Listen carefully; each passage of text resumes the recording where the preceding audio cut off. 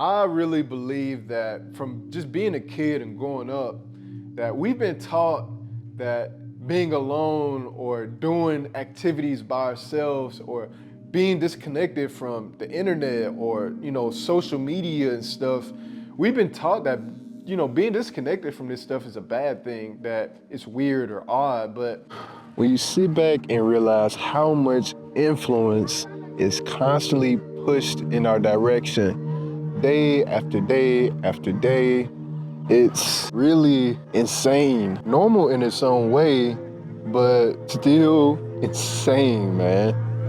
This influence has so much control over our emotions, our perspectives, and sometimes who we even think we are. So today, I made an executive decision to snap the chains of the dopamine loop. When I woke up today, I had this overwhelming desire to do something for myself. A desire to just be alone and do the simple things that brings me joy. Be outside, disconnected for hours, ride my bike, and just be on no one else's time. We have to be intentional about balancing the scale, meaning we need to control what we want to consume versus what life is gonna undoubtedly force feed us. Important to become aware of the mind's demand for food, for stimulus. And if you don't get it, you get into a state of restlessness or pervasive unsatisfactoriness. You don't feel at home. Growing up as an only child is one thing, but then growing up as an adult as the only child is a whole nother thing. This was the peak of loneliness for me. Then loneliness turns into, okay, I have a job, I'm working, paying bills, I have solid friendships, everything is solid. I still have this extra time where I'm alone. In that alone time, I find that there's a lack of fulfillment, and I ignored it at first. There's like two different roads most of us end up taking. One being going into the dopamine cycle of doom. This is where we begin the process of spamming ourselves with things that we think we should be doing and just soaking up everyone else's perspectives except our own. Being hyper-connected slowly drains away our authenticity. I did this. I spent my time consuming when I was born to be a creator. I took the long way to the second road. The road where you embrace disconnection and fall in love with the silence. All the problems of the world can be traced back to your inability to sit quietly or at ease in a room.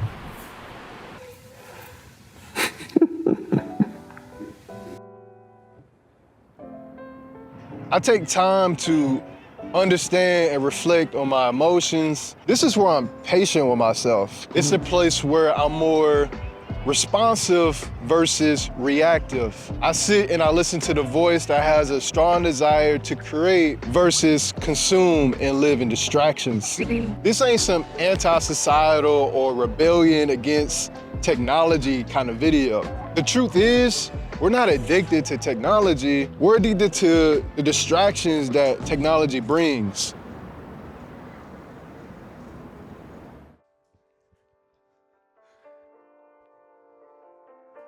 Oh shit, wait. Okay, so you're probably wondering, what is the deal with the Star Wars about? What's going on? What are we talking about, Keenan? So, first of all, I'm a big Star Wars fan, and Darth Vader is one of my favorite characters in any story, like ever. But I digress. The whole point of this is that I can't come on here and tell people like, social media is this, social media is that, it's a distraction, you're being influenced by so many people. I can't come on here and just say that without giving you some recommendations on some things you can probably do in your spare time rather than scroll. So I brought out a Darth Vader Lego set. I want to do this today because I feel like doing something like this is almost like reading a book. It's almost like taking a walk, you know, almost like doing something that is really normal, but it takes you away from the things that normally waste your time, and it moves you to do something that is stimulating, I guess. We're gonna find out. I never put together a Lego set, so how this works. Oh my gosh, so many pieces. A lot of pieces. Whoa. So this actually seems like a lot. All right, so we're not putting together this Lego set, but the box is open and that's the first step, okay? One of my favorite authors in my 20s was Eckhart Tolle. This guy really shaped my mindset at a young age and introduced me to the whole mindset of being present. Being present is exactly what it sounds like.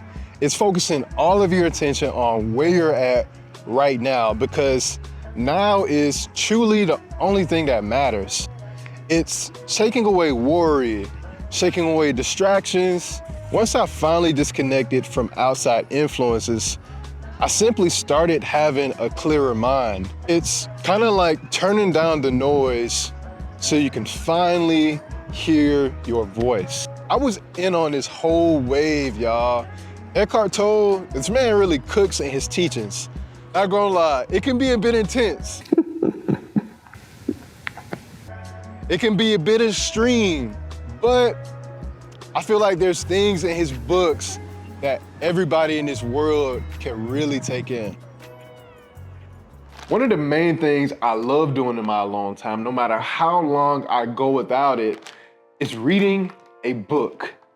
Now, I'll be honest, I haven't been the reader that I normally am, but no matter how long I stay away from reading a book, every time I come back to it, it still feels amazing when I get going. Wait, let me show y'all a few books.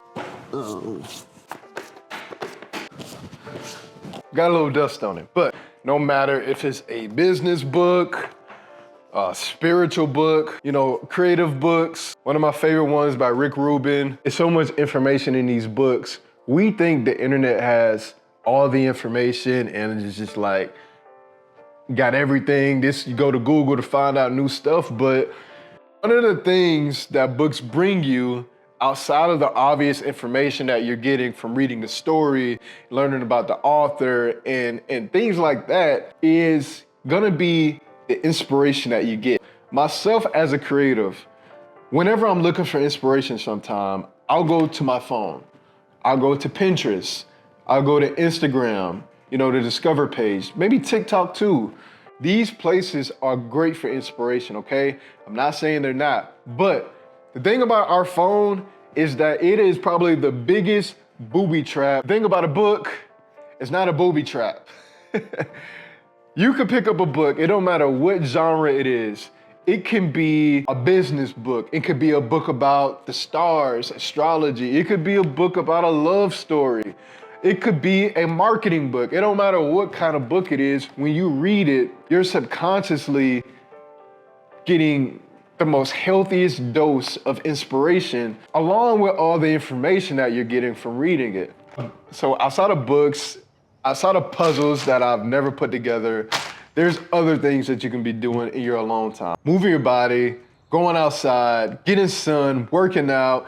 These things just give you a blast of inspiration, a blast of organic, natural, juicy dopamine that really can't be explained in like complete full detail unless you just studied this thing or unless you experienced it for yourself. I myself, man, I used to think that being alone was like bad or abandonment, but a reality is not abandonment, it's more so like recalibration.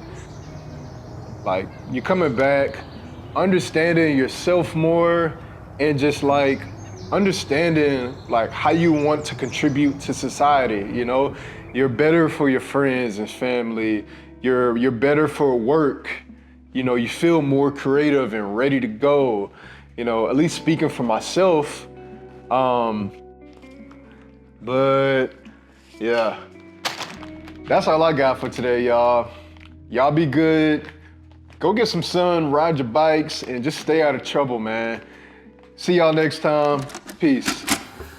Come home to yourself so that you can enjoy your own company. And then you can truly enjoy also other people's company rather than use them as substitutes. Enjoy yourself. It all starts there. Can you enjoy yourself?